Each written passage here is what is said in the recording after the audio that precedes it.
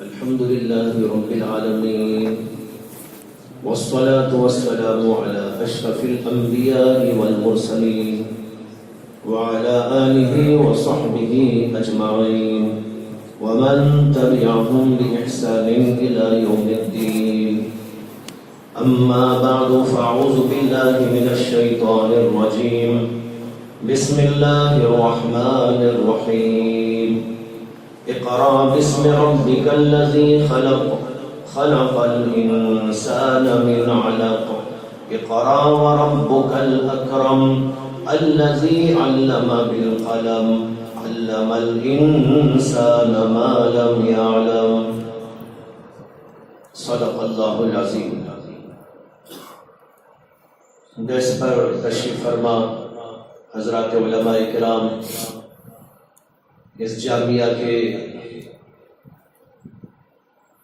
شیخ اور رئیس حضرت مولانا ریاض احمد صاحب زید مجدہم، دیگر اس جامعہ کے اساتذہ کرام، معاونین کرام اور عزیز طلبہ، کسی لمبی گفتگو کا وقت نہیں ہے، اور میں سمجھتا ہوں کہ جیسے وقت نہیں ہے ضرورت بھی نہیں ہے، اس لیے کہ میرے سے پیش رو حضرات علماء کرام نے آپ حضرات سے گفتگو کی ہے علم کے موضوع پر، علماء کے موضوع پر، مدرسے کے موضوع پر، مدرسے کے نظام کے موضوع پر. اگرچہ جستا جستا یہ عنوانات آپ کے سامنے پیش کیے گئے، لیکن جو بھی پیش کیے گئے وہ ہماری ضرورت پوری کرنے کے لیے کافی، لیکن اس کے باوجود ہر کام چونکہ ضرورت ہی کے تحت نہیں ہوتا، کبھی کبھی بے ضرورت بھی ہوتا ہے، اس لیے بے ضرورت ہی صحیح آپ حضرات کے گوش گزار کچھ باتیں کرنے کی کوشش کرتا ہوں. اللہ تبارک و تعالیٰ نے انسان کو دو چیزوں سے بنایا. ہم سب جانتے ہیں کہ اللہ نے حضرت آدم علیہ السلام کا پتلا، جس کو ہم جسم کہتے ہیں، بدن کہتے ہیں، مٹی سے پیدا فرمایا اور ان کے اندر روح ڈالی. جسم اور روح دونوں ملنے کے بعد انسان وجود پذیر ہوا. انسان صرف جسم کا نام، بدن کا نام نہیں، بلکہ بدن کے اندر جو روح اللہ نے داخل کی ہے وہ اصل انسان ہے. اس کی سواری کے لیے اللہ تبارک و تعالیٰ نے جسم پیدا فرمایا. قرآن مجید میں اللہ تبارک و تعالیٰ نے کہا ہے حضرات ملائکہ سے خطاب کرتے ہوئے کہ فَإِذَا سَوَّيْتُهُ وَنَفَخْتُ فِيهِ مِن رُوحِي فَقَعُوا لَهُ سَاجِدِينَ. جب میں آدم کا پتلا ٹھیک ٹھاک کر دوں، سَوَّيْتُهُ وَنَفَخْتُ فِيهِ مِن رُوحِي، اور اس بدن کے اندر میں اپنی طرف سے روح داخل کر دوں اور ٹھوک دوں، فَقَعُوا لَهُ سَاجِدِينَ، تو تم سب کے سب آدم کے سامنے سجدہ ریز ہو جاتے ہو. اس آیت کریمہ نے بتایا ہے کہ ان کا تسمیہ کیا گیا جس کا نام ہے جسم بنانا، اور پھر ان کے اندر ایک روح ڈالی گئی. ہم جانتے ہیں کہ اللہ تبارک و تعالیٰ نے مٹی سے ان کا پتلا بنایا، جسم بنایا، اور روح اوپر سے آسمانوں سے ان کے اندر داخل فرمائی. دونوں چیزیں مل گئی تو حضرت آدم علیہ السلام وجود پذیر ہو گئے. اس میں اشارہ ہے اس بات کی طرف کہ انسان کے لیے اللہ تبارک و تعالیٰ نے دنیا میں دو نظام بنائے. ایک نظام اس کے جسم کا، ایک نظام اس کی روح کا. جیسے اللہ نے جسم بنایا تو جسم کے لیے بھی بقا کا، تحفظ کا، اس کی ترقی کا، اس کی پرواز کا، اور اس کے کھانے کا، اس کے پینے کا، ان ساری چیزوں کا اللہ تبارک و تعالیٰ نے نظام دنیا کے اندر بنایا۔ چنانچہ ہم اپنی آنکھوں سے دیکھتے ہیں کہ اللہ تبارک و تعالیٰ نے ہمارے جسم کے لیے کیا کیا پیدا کیا۔ کھیتیاں اگائی جاتی ہیں ہمارے جسم کے واسطے، پانی نازل کیا جاتا ہے ہمارے جسم کے واسطے، اور ہوائیں چلائی جاتی ہیں ہمارے جسم کے واسطے، چیزیں تیار کی جاتی ہیں ہمارے جسم کے واسطے۔ اس طرح ایک جسم کے لیے بڑا عظیم اور بہت عجیب نظام اللہ نے دنیا کے اندر برپا کر رکھا ہے، اور پوری دنیا کے اندر آپ جا کر دیکھ لیں، اس نظام کو آپ کھلی آنکھوں مشاہدہ کر سکتے ہیں، اور انسان ان نظاموں سے جڑا ہوا ہے اور ان نظاموں سے استفادہ بھی کر رہا ہے۔ کھانے سے ہم استفادہ کرتے ہیں، پینے کی چیزوں سے استفادہ کرتے ہیں، ہواؤں سے استفادہ کرتے ہیں، روشنیوں سے استفادہ کرتے ہیں، اور چیزوں سے ہم نفع اٹھاتے رہتے ہیں۔ یہ اللہ نے اسی لیے بنایا کہ ہم اس سے استفادہ کریں اور نفع اٹھائیں، اس لیے کہ اگر ان چیزوں سے انسان نفع نہ اٹھائے گا تو اس کے جسم کے باقی رہنے کا سوال ختم ہو جاتا ہے۔ اگر انسان نے کھانا نہیں کھایا زندہ کیسا رہے گا؟ پانی نہیں پیا زندہ کیسا رہے گا؟ ہوا کو ٹچ نہیں کیا زندہ کیسا رہے گا؟ اور چیزوں کو استعمال نہ کرے گا تو اس کی زندگی کے اندر فرق آ جاتا ہے۔ اس جسم کے بقا کے لیے، تحفظ کے لیے، اور پھر اس کی ترقی کے لیے، اس کی پرواز کے لیے، اگر وہ بیمار بن جائے تو اس کی صحت یابی کے لیے اللہ نے دنیا کے اندر بے شمار چیزیں پیدا کی اور ایک حیرت انگیز نظام چلا رکھا ہے۔ اس نظام کو ہم جانتے بھی ہیں اور مانتے بھی ہیں اور استفادہ اور انتفاع بھی اس سے کرتے ہیں۔ اسے کچھ کہنے کی اور بتانے کی ضرورت بھی نہیں ہے کہ بھئی آپ لوگ ضرور روزانہ صبح میں، دوپہر میں، شام میں جو ہے پابندی کے ساتھ میں کھانا کھایا کریں۔ ضرورت ہے آپ لوگوں کو بولنے کی؟ اگر منع بھی کریں تو آپ چوری چھپے کھا لیں گے۔ جیسے بسا اوقات کسی وجہ سے مدرسے والے کھانا بند کر دیتے ہیں۔ ہمارے ہاں تو ایسا غالباً نظام نہیں ہے، اس لیے کہ ہمارے مدرسے میں بھی نہیں ہے اور ادھر کے علاقوں میں سننے میں کم آتا ہے، لیکن بعض مدارس میں ایسا نظام موجود ہے کہ طالب علم نے غلطی کر دی تو اس کا کھانا بند کر دیا، لیٹ آیا کھانا بند کر دیا، فیل ہو گیا کھانا بند کر دیا۔ لیکن کھانا بند تو ہو جاتا ہے لیکن بند نہیں ہوتا، کہیں نہ کہیں سے وہ کھا لیتا ہے، چاہے چھپے کھا لے، کھلے کھا لے، کسی اور کے ہاں جا کے کھا لے، بہرحال ضرور کھائے گا۔ ایسا نہیں ہوگا کہ وہ کھائے بغیر رہ جائے، اس لیے کہ یہ کہنے کی ضرورت ہی نہیں انسان کو کہ بھائی کھائیے پیجیے، ہوا ضرور لیجیے۔ آپ کو اللہ نے ہوا ایسے انداز سے وہاں پہنچائی ہے کہ بغیر سوچے سمجھے خود بخود آپ سانس لیتے رہتے ہیں اور آپ کی زندگی چلتی رہے۔ جہاں آپ جاتے ہیں وہاں حاضر ہے ہوا، جہاں آپ جاتے ہیں وہاں سے ہوا کا استفادہ کرتے رہتے ہیں۔ اللہ نے ایسا نظام بنایا، تو بہرحال یہ نظام ایسا ہے کہ اسے کچھ کہنے اور بتانے، اس کی ترغیب دینے کی کوئی ضرورت نہیں۔ اب سوال یہ ہے کہ اللہ تعالیٰ نے ہمارے جسم کے واسطے تو ایسا عظیم اور عجیب حیرت انگیز اور اس قدر وسیع ترین نظام دنیا کے اندر پھیلا رکھا ہے، تو اللہ نے انسان کے اندر جو روح پھونکی تھی وَنَفَخْتُ فِيهِ مِن رُوحِي کہہ کر، اس روح کے لیے اللہ نے کیا سامان بنایا، اس کی غذا کیا ہے، اس کی دوا کیا ہے، اس کی پھل پھلاریاں کیا ہے، اس کی پرواز کے لیے، اس کے بقا و تحفظ کے لیے سامان کیا ہے۔ سوال یہ پیدا ہوتا ہے، اس کا جواب یہ ہے کہ جس طرح اللہ نے ہمارے جسم کے بقا و تحفظ کے لیے اتنا بڑا نظام بنایا ہے، اللہ نے ہماری روحوں کے لیے ایک دوسرا نظام جاری فرمایا۔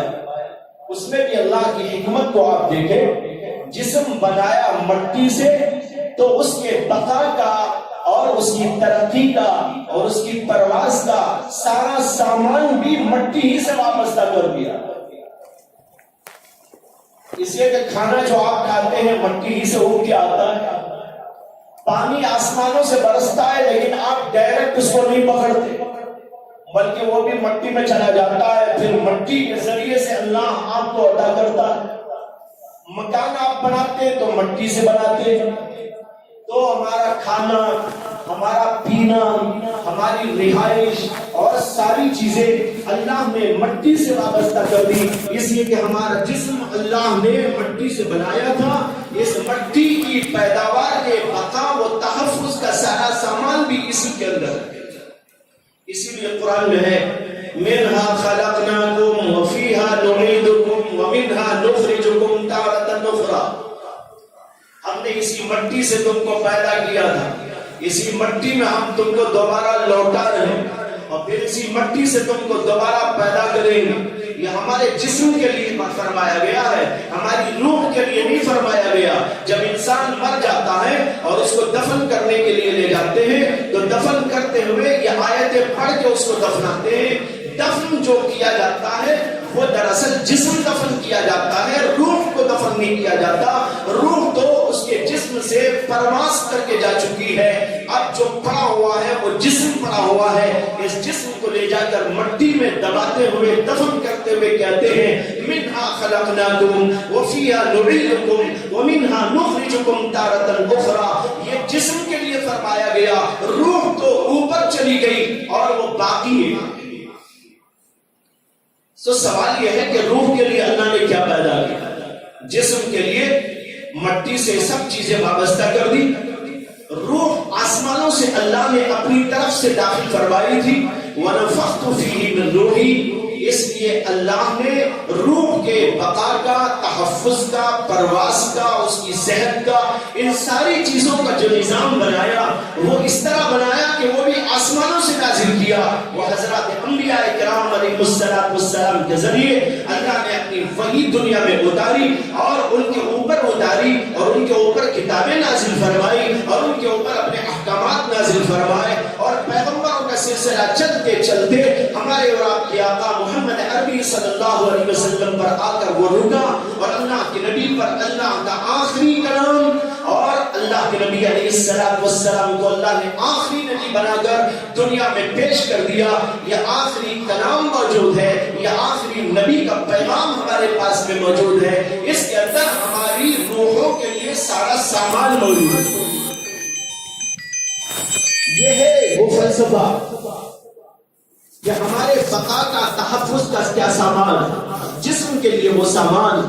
لیکن کتنے لوگ ایسے ہیں جو یہ سوچتے ہیں کہ بھائی میرا جسم تو برقرار ہے، میرا جسم کھا رہا پی رہا ہے، میرے جسم کو پروان چڑھانے کی صورتیں و شکلیں پیدا ہو گئی ہیں، اور میرے جسم کو جو ہے فرما بنانے، خوبصورت بنانے، زیب و زینت سے آراستہ پیراستہ کرنے اور اس کی پرواز کو ترقی دینے کے اسباب تو میرے پاس موجود ہو گئے، لیکن میری روح کے لیے میں کیا کر رہا ہوں؟ میری روح کو میں کیا کھانا کھلا رہا ہوں، اس کو میں پانی کیا پلا رہا ہوں، اور بیمار ہو جائے تو کیا دوا کھلا رہا ہوں، اور اس کی پرواز کے لیے کیا محنت کر رہا ہوں، اور اسی کے ساتھ یہ کہ وہ بیمار ہو جائے تو اس کے لیے شفا کا اور اس کے لیے صحت کا میں نے کیا نظام تیار کیا ہے، اور اللہ نے اس کے لیے مجھے کیا عطا کیا ہے۔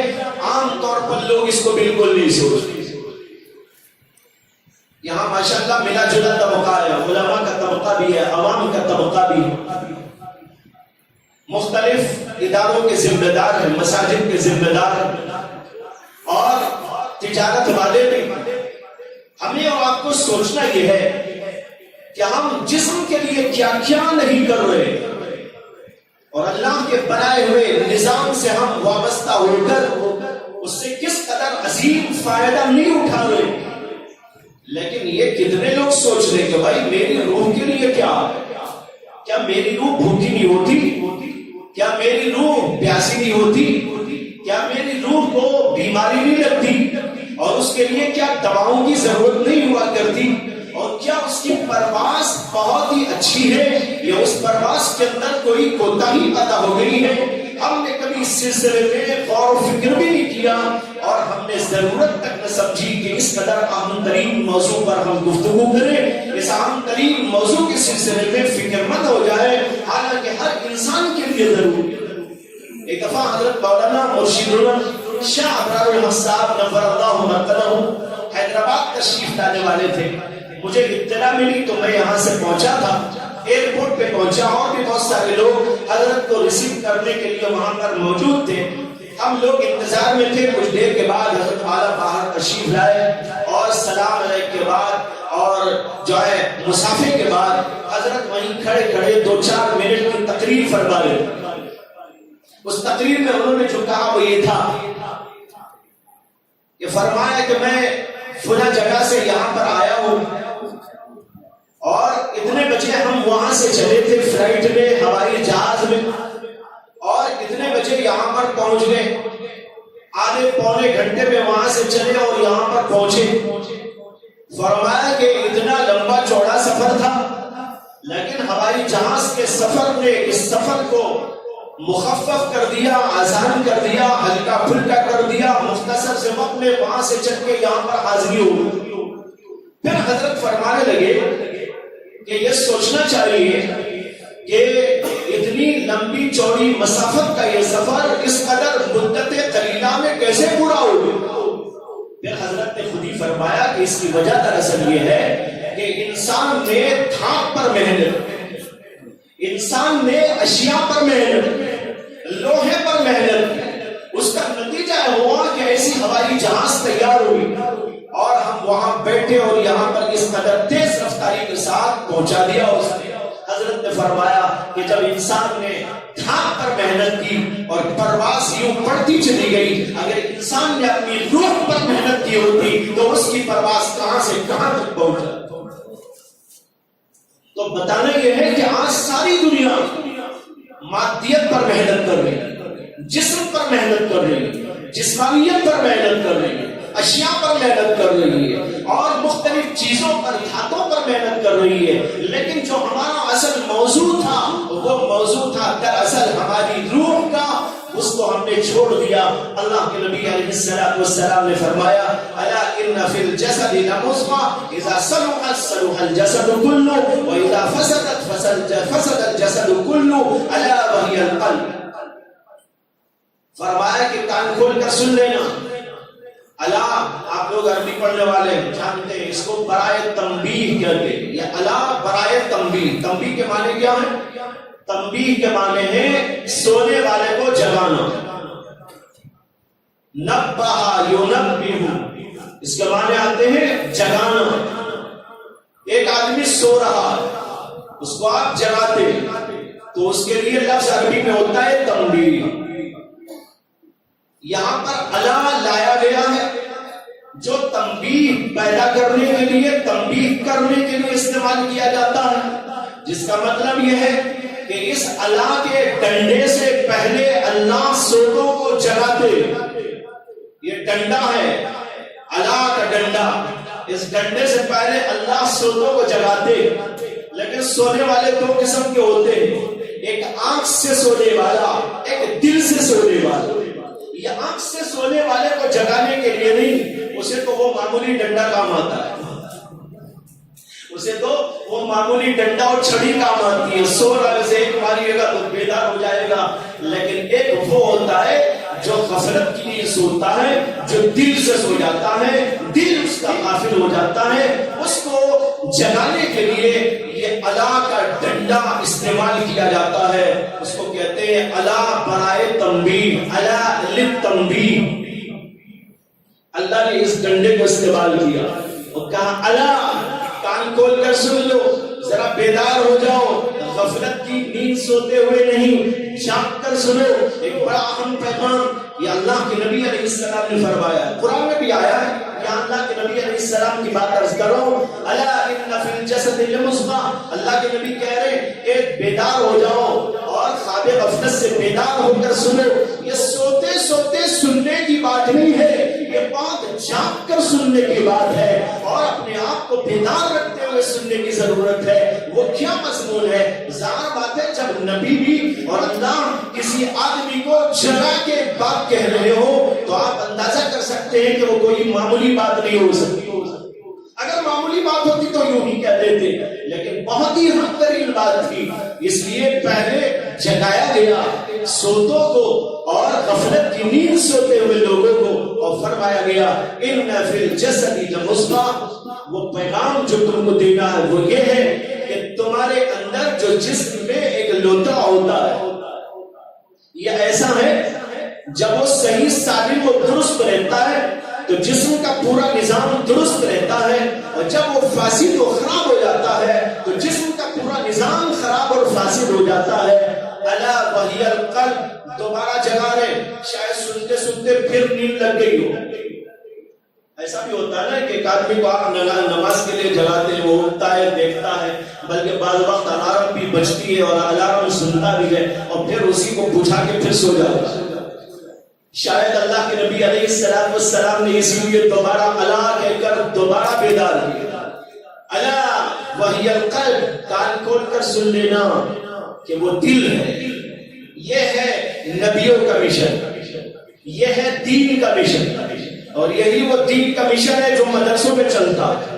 ابھی مولانا آپ کو بتا رہے تھے, حضرت مولانا شاہد صاحب, کہ دنیا میں بہت سے ادارے ہوتے ہیں, جوتوں کے ادارے, کپڑوں کے ادارے, پنکھوں کے ادارے, ٹائلس بنانے کے ادارے, گرانیٹ کے ادارے, اینٹ بنانے کے ادارے, اور اس کے علاوہ پتہ نہیں دنیا میں کیا کیا ادارے, بہت کچھ بنایا جا رہا ہے, بہت ساری فیکٹریاں دنیا میں موجود ہیں. لیکن ان ساری جگہوں پر جو کام ہوتا ہے وہ یہ ہے کہ جسم و جسمانیات اور مادیات سے متعلق چیزوں کو بنایا جاتا ہے اور لوگوں کے سامنے پروڈیوس کیا جاتا ہے. لیکن مدارس کے اندر خود انسان کو انسان بنایا جاتا ہے, اس کی روح پر, اس کے دل کے اوپر محنت کی جاتی ہے. اس لیے کہ نبیوں کا مشن یہ چیزوں پر محنت کرنا نہیں ہوا کرتا, نبیوں کا مشن انسان پر اور انسان کی روح پر محنت کرنا ہوتا. کتنا زمین و آسمان کا فرق ہے. لوگ کہتے ہیں کہ بھائی انجینئر فلاں بن گئے, ڈاکٹر فلاں بن گئے, اور فلاں صاحب فلاں چیز بن گئے, لیکن بھائیوں یہ جو کچھ بنے ہیں وہ جسم و جسمانیات سے متعلق چیزیں ہیں, اور یہاں پر جو بنایا جاتا ہے وہ بنایا جاتا ہے جس کے بارے میں کہا گیا ان العلماء ورثۃ الانبیاء, علماء انبیاء کے وارث ہوتے ہیں. وَإِنَّ الْأَنْبِيَاءَ لَمْ يُوَرِّثُوا دِرْهَمًا وَلَا دِينَارًا وَإِنَّمَا وَرَثُوا الْعِلْمَ. فرمایا کہ انبیاء علیہ السلام مال دولت درہم دنانیر چھوڑ کے نہیں جایا کرتے, وہ کوئی فیکٹری اپنے پیچھے چھوڑ کے نہیں جایا کرتے, وہ کوئی چیزیں اپنے پیچھے چھوڑ کے نہیں جایا کرتے, وہ سونے چاندی کے ڈھیر چھوڑ کے نہیں جایا کرتے. وَإِنَّمَا وَرَثُوا الْعِلْمَ, بلکہ وہ تو علم کی وراثت چھوڑ کے جاتے ہیں. یہ علم کی وراثت ہے جو آپ کو دی جا رہی ہے اور اس کے لیے تیار کیا جا رہا ہے, اور اس علم کا موضوع دراصل انسان ہے, اور انسان کی روح ہے, انسان کا قلب ہے. اس کے اوپر اس میں محنت کی جاتی ہے تاکہ حقیقی معنی میں انسان بنے.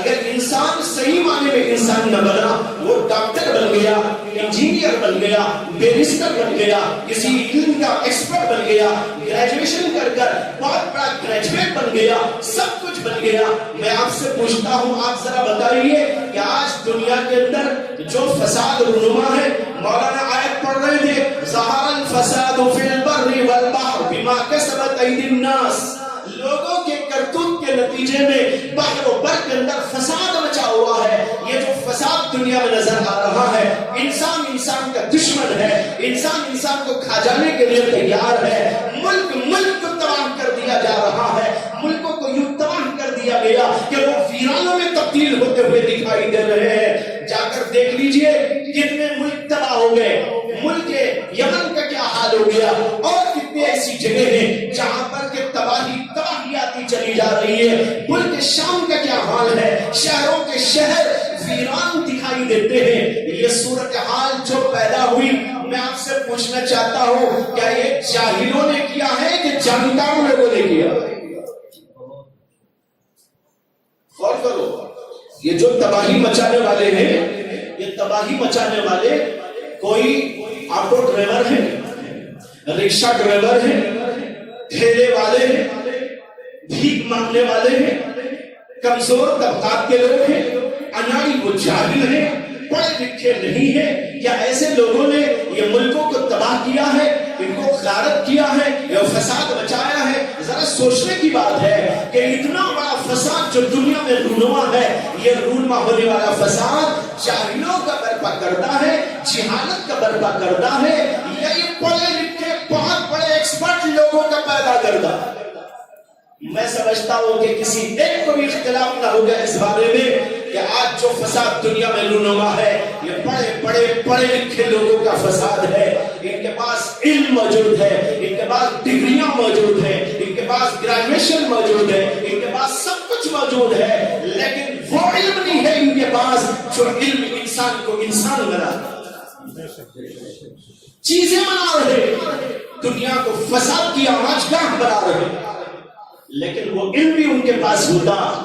ڈاکٹر بن کے آنے کے بعد لوگوں کا پیسہ لوٹنے کی فکر میں لگ جاتا، اسے اس بات کی کوئی پرواہ نہیں ہوتی کہ میں ڈاکٹر بن کے آیا ہوں اور مجھے لوگوں کی صلاح کا اور فلاح کا ذمہ دار بنایا گیا ہے، مجھے لوگوں کے لیے کچھ کام کرنا ہے اور ان کی خدمت، ملت کی، ملک کی خدمت کرنا ہے.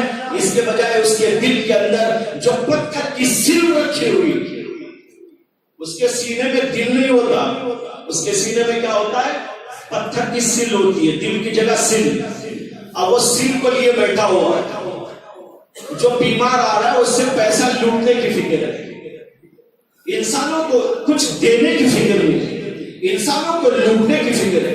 اسی طریقے پر جتنے پڑھے لکھے لوگ ہیں وہ دنیا میں مال کی طرف جاتے ہیں، دولت کی طرف جاتے ہیں، پھر سے مال میں مبتلا ہیں، خود بے مال کے اندر گرفتار ہیں، اور اس کے ساتھ دنیا میں فساد مچانے والے فساد مچاتے چلے جا رہے ہیں. یہ جو کچھ فساد آپ کو نظر آ رہا ہے، میں قسم کھا کر کہتا ہوں، مسجد کی سرزمین پہ بیٹھ کے کہتا ہوں، خدا کی قسم 100 بار ہزار بار اللہ کی قسم ہے، یہ جہالت کا فتنہ نہیں ہے، یہ علم کا فتنہ، یہ پڑھے لکھے لوگوں کا فتنہ ہے. لیکن بھائیوں، یہ وہ علم ہے جو دنیا کا علم کہلاتا ہے. ایک وہ علم ہے جس کا موضوع انسان ہے، جس کا موضوع انسان کی روح ہے، جس کا موضوع انسان کا دل ہے، جو انسان کے دل کو دل بناتا ہے. اس کے اندر اگر پتھر کی سل بھی ہو، اس کو ایسا نام بنا دے کہ واقعی دل بن جائے. اس کا دل امت کے لیے تڑپتا ہے، اس کا دل ملک کے لیے تڑپتا ہے، اس کا دل انسانیت کے لیے تڑپتا ہے. اللہ کے پیغمبر پر یہی بات ہوا کرتی تھی اور یہی جذبہ ان کے اندر کار فرما ہوا کرتا تھا، جس پر خود اللہ کو ترس آتا ہے. اور اللہ قرآن کے اندر آیت کریمہ نازل کرتے ہیں، لَعَلَّكَ بَاخِعٌ نَفْسَكَ عَلَىٰ آثَارِهِمْ إِن لَّمْ يُؤْمِنُوا بِهَٰذَا الْحَدِيثِ أَسَفًا. اے محمد صلی اللہ علیہ وسلم، شاید آپ ان کے ایمان نہ لانے کی وجہ سے افسوس کرتے ہوئے، رو کر، پریشان ہو کر، غمخواری کرتے کرتے اپنے آپ کو ہلاک کر ڈالیں گے. آپ کو ایسا نہیں کرنا چاہیے. کتنا غم ہوگا اللہ کے نبی کو، اس قدر ہمدردی ہوگی انسانیت کے ساتھ کہ اس کی وجہ سے اللہ کے نبی گڑتے تھے، اللہ کے نبی پریشان ہوتے تھے. یہ دل جس کے اندر آیا، وہ اسی علم کو لے کر جب آگے پہنچایا تو ان کے اندر بھی وہی دل پیدا ہوتا. ان العلماء ورثۃ الانبیاء، ان العلماء ورثۃ الانبیاء. یہ علماء انبیاء کے وارث ہوتے ہیں، ان کا دل بھی واقعی دل ہوتا ہے. یہ اس دل کو بنانے کی مشن ہے، اس دل کو بنانے کی فیکٹریاں ہیں، اس دل کو بنانے کے لیے کارخانے ہیں. یہاں پر آ کر انسان کو انسان بنایا جاتا ہے. اس سے اندازہ ہو گیا ہوگا دنیا کے علوم و فنون اپنی جگہ پر صحیح، اپنی جگہ پر اس کی ضرورت، اپنی جگہ پر اس سے استفادہ ہمارے جسم کے لیے ضروری ہے، مکان بنانے کے لیے ضروری ہے، کھانے اور پینے کے لیے ضروری ہے. کالجوں کا یہ علم، اسکولوں کا یہ علم اپنی جگہ پر ہماری دنیاوی ضرورتوں کو پورا کرنے کے لیے ضرورت اس کی بھی موجود ہے. لیکن اتنا ہی انسانوں کے لیے کافی نہیں ہے. اگر اتنا ہی کافی ہوتا، آج دنیا یہ فساد کی آماجگاہ نہ بنی ہوئی ہوتی. اس کی ضرورت ہے اس بات کی کہ اس علم کو پڑھا جائے جو انبیاء کرام علیہ السلام لے کر آئے. وہی علم آپ کو دے کر یہاں سے فارغ طلباء کو سند فراغت دے کر بھیجا جا رہا ہے. آپ لوگوں کی بڑی ذمہ داری ہے. آپ دنیا میں جائیں گے, ہر جگہ پر یہ پیغام عام کریں گے جو محمد عربی صلی اللہ علیہ وسلم لے کر آئے. آپ قرآن کا پیغام, حدیث کا پیغام لوگوں کے سامنے پیش کر کے وہی صدا بلند کریں گے جو نبیوں کی صدا ہے, وہی صدا بلند کریں گے جو محمد عربی صلی اللہ علیہ وسلم کی صدا ہے. اس پیغام کو لے کر ہم کو اور آپ کو دنیا کے اندر جانا ہے اور ان کو بتانا ہے کہ دنیا والے اس سے غافل ہونے کے نتیجے میں آج پوری کے پوری دنیا فساد گاہ بنی ہوئی ہے, فساد کی آماج گاہ بنی ہوئی ہے. اس کی ضرورت ہے کہ تم اس کو پڑھو اور اس کے اوپر عمل کرو اور ہم کو دیکھو. یہ دیکھیے عجیب ماجرا, جو فساد مچاتے ہیں, جو دہشت گردی کرتے ہیں, جو دنیا کے اندر قتل و غارت گری کرتے ہیں, وہ لوگ تو اپنے آپ کو محافظ ملت سمجھتے ہیں یا سمجھاتے ہیں لوگوں کو اور اپنے آپ کو یہ کہتے ہیں کہ ہم ملک کو بچا رہے ہیں, ملک کی محافظت کر رہے ہیں, اور جو ساری دنیا انسانیت کو بچانے کے لیے کام کر رہے ہیں انہیں کو دہشت گرد کہنے کی مجال رکھتے ہیں. کتنا عجیب دور آ گیا. حدیث میں اس کے بارے میں موجود نبی اکرم صلی اللہ علیہ وسلم نے فرمایا کہ آخری دور میں ایک دور ایسا آنے والا ہے کہ اس کے اندر جھوٹے کو سچا گردانا جائے گا اور سچے کو جھوٹا گردانا جائے گا. یہ حدیث ہے. اللہ کے نبی صلی اللہ علیہ وسلم نے فرمایا کہ ایک زمانہ آئے گا قیامت کے قریب کہ جھوٹے سچے سمجھے جائیں گے اور سچوں کو جھوٹا سمجھا جائے گا. آج آپ کو دہشت گرد قرار دیا جا رہا ہے جبکہ یہاں سے اٹھنے والی ہر آواز سلامتی کی آواز ہوتی ہے, امن کا پیغام ہوتا ہے, ساری دنیا انسانیت کے لیے رحمت کا درس ہوتا ہے. یہاں پر ساری دنیا کے لیے دل کو جو ہے اپنے آپ کو دل کو کھلایا جاتا ہے, پگھلایا جاتا ہے. لیکن دنیا والے ہم کو کہتے ہیں کہ دہشت گرد ہے جبکہ وہ خود دہشت گردی کرتے ہوئے ساری دنیا کے امن کو, ساری دنیا کی سلامتی کو تباہ کر چکے ہیں. بھائیوں آج ضرورت ہے کہ ہم اس میدان کے اندر کام کریں. آپ کو یہاں سے سند فراغت دے کر حضرات اساتذہ کرام نے آپ کے اوپر اعتماد کیا اور بچوں نے جو اپنی الوداعی نظم پیش کی اس کے اندر انہوں نے اپنے اساتذہ کو جو ہے اپنا دلی تأثر پیش کیا اور ان کی خدمات کا اعتراف کیا اور انہوں نے ان کے اوپر جو محنت کی اس محنت کو انہوں نے سراہا اور یہ سمجھا اور سمجھایا کہ ان اساتذہ کی محنت سے ہم کہاں سے کہاں تک پہنچ گئے. واقعی اگر استاد کی نظر نہ ہو, واقعی اگر استادوں سے تعلق نہ ہو, استادوں سے عقیدت و محبت نہ ہو, ایک انچ بھی کوئی آگے نہیں جا سکتا. حضرت حکیم الامت مولانا اشرف علی تھانوی نور اللہ برکتہ سے کسی صاحب نے سوال کر لیا تھا کہ حضرت ماشاءاللہ آپ نے 1000 کتابیں تصنیف فرمائی ہیں. حضرت تھانوی کی کہتے ہیں کہ 1000 کتابیں ان میں کچھ چھپتی ہیں, کچھ ہم کو معلوم ہے, لیکن بہت ساری کتابیں شاید چھپتی نہیں ہے, پتہ نہیں کیا ہو گئی. بہرحال پوچھنے والے نے پوچھا کہ حضرت آپ 1000 کتابوں کے مصنف, میں پوچھنا چاہتا ہوں کہ آپ نے اپنی زندگی میں کتنی لاکھ کتابوں کا مطالعہ کیا ہو. جو 1000 کتابیں لکھ پائے اسے کتنی لاکھ کتابوں کے دیکھنے کی ضرورت پڑ جائے. پوچھنے والے نے جب پوچھا, حضرت حکیم الامت تھانوی نے فرمایا کہ بھائی تمہارا قیاس و گمان غلط ہے, میں کوئی زیادہ کتابیں مطالعہ کرنے کا شروع سے بھی عادی نہیں تھا. طالب علمی کے دور میں بھی واجبی سا رسمی سا میرا مطالعہ تھا اور بعد کے دور میں بھی میرا کچھ ایسے ہی تھوڑا بہت مطالعہ ہے, میں کچھ زیادہ مطالعے کا پہلے سے عادی. پوچھنے والے کو بڑا تعجب ہوا. اس نے کہا کہ حضرت مجھے تو بڑی حیرانی ہوتی ہے کہ آپ اتنی 1000 کتابوں کے مصنف بنے لیکن آپ کہہ رہے ہیں کہ میں نے کچھ زیادہ مطالعہ ہی نہیں کیا, پھر یہ علوم کہاں سے آپ کے پاس؟ انہوں نے کہا یہ ایک بات سن لو کہ میں نے البتہ 4 کتابیں پڑھی. انہوں نے کہا کہ یہ بات سن لو کہ میں نے 4 کتابیں پڑھی. پوچھنے والے کو اور حیرانی ہوئی کہ 4 کتابیں ایسی کہ جس نے ہزاروں لاکھوں کتابوں سے مستغنی کر دیا اور اس کے ساتھ ایسا بنا دیا کہ وہ 1000 کتابوں کے مصنف بن گئے. پوچھنے والے نے پوچھا کہ حضرت وہ کتابیں کون سی ہیں 4 کہ 4 پڑھے تو آپ 4 لاکھ کتابوں سے مستغنی ہو گئے.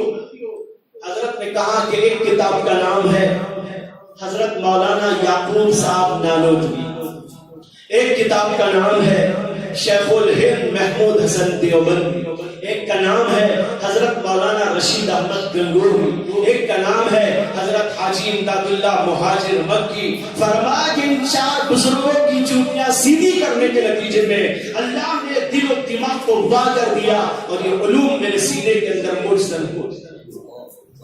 بھائیو، اس سے معلوم ہوتا ہے کہ جو اپنے اساتذہ کی قدر کرتا ہے، ان کا ادب کرتا ہے، اللہ اس کے درجات کو بلند کرتا ہے، دنیا میں بھی عزت دی جاتی ہے، اس کے علم کو بھی نافع بنا دیا جاتا ہے اور اس کے دماغ کو کشادہ کر دیا جاتا ہے، قلب کو منشرح کر دیا جاتا ہے۔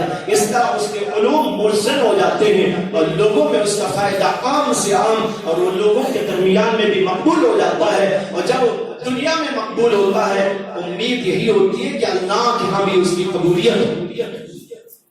اس لیے میں آپ حضرات سے یہ کہتا ہوں کہ اپنے اساتذہ سے تعلق رکھیں، اپنے مادر علمی کو کبھی نہ بھولیں اور ان بزرگوں کی جوتیاں سیدھی کرتے رہنے میں ہمیشہ فخر محسوس کریں جنہوں نے آپ کو خاک سے بہت پاک بنا دیا،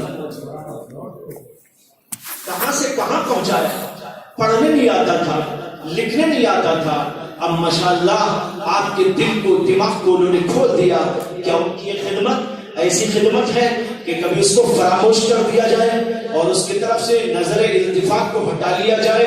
نہیں، ہمیشہ اس کا ہمیں اور آپ کو جو ہے لحاظ رکھنا ضروری ہوگا، بغیر اس بات کے کوئی آگے نہیں بڑھ سکتا۔